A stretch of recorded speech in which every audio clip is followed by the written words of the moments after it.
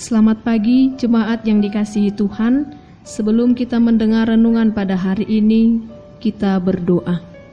Kasih karunia Tuhan Yesus Kristus, damai sejahtera Allah, dan persekutuan Roh Kudus menyertai saudara. Amin.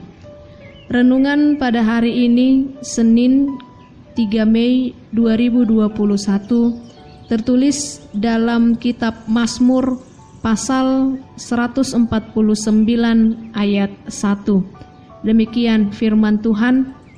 Haleluya, nyanyikanlah bagi Tuhan nyanyian baru. Pujilah Dia dalam jemaah orang-orang saleh. Dalam bahasa Batak dikatakan haleluya, ende hokkamuma di Jehovah sada ede naib baru. Puji-pujianna di bagasan luhutan ni akka naniasian. Semua manusia, tidak terkecuali dia berasal dari agama apa dan latar belakang apa, sesungguhnya diciptakan untuk memuji Tuhan. Oleh karenanya, memuji dan meninggikan nama Tuhan seharusnya menjadi bagian hidup sehari-hari. Sebagai orang yang sudah dimenangkan atas segala dosa kita, maka pemazmur mengajak kita untuk menyanyikan nyanyian baru bagi Tuhan. Pemazmur meminta agar nyanyian baru itu dilambungkan sebagai pujian bagi Tuhan. Bagi kita umat Kristen, memuji Tuhan adalah unsur penting dalam setiap peribadatan dan mendapatkan porsi lebih. Namun sering terlihat ada saja yang menganggap remeh arti puji-pujian bagi Tuhan.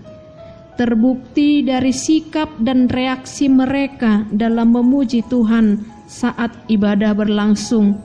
Ada yang memuji Tuhan dengan asal-asalan, setengah hati, tanpa semangat, ala kadarnya. Bahkan ada yang memuji Tuhan sambil cekikikan, bersenda gurau, atau sambil memainkan handphone.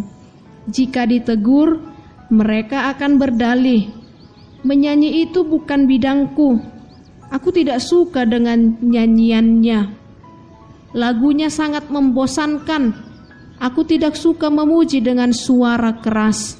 Seringkali pujian kepada Tuhan melemah karena hubungannya dengan nyanyian. Memuji Tuhan bukan berbicara tentang bakat, suara bagus atau jelek, suka atau tidak suka lagunya. Namun memuji Tuhan berbicara tentang pengakuan seseorang kepada Tuhan. Mengapa kita harus menyanyikan nyanyian baru? Alasan dibalik nyanyian baru adalah karena adanya situasi yang baru. Sebab setiap hari, day by day, sesuatu yang baru menghampiri kita yang berbeda dari hari sebelumnya. Oleh karena itu, sesuatu yang baru setiap hari itu pun harus diekspresikan dengan menaikkan nyanyian yang baru pula.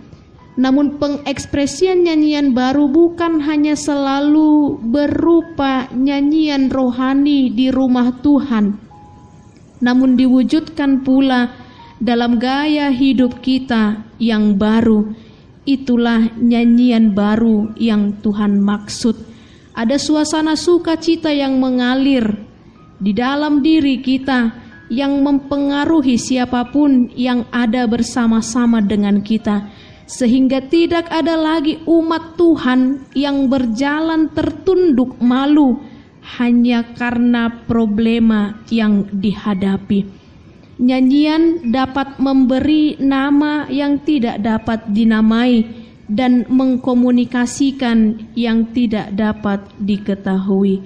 Mari senantiasa nyanyikan kebaikan Tuhan, apa dan bagaimanapun keadaanmu. Amin. Selamat berkarya, selamat bersenandung di dalam Tuhan. Tuhan memberkati.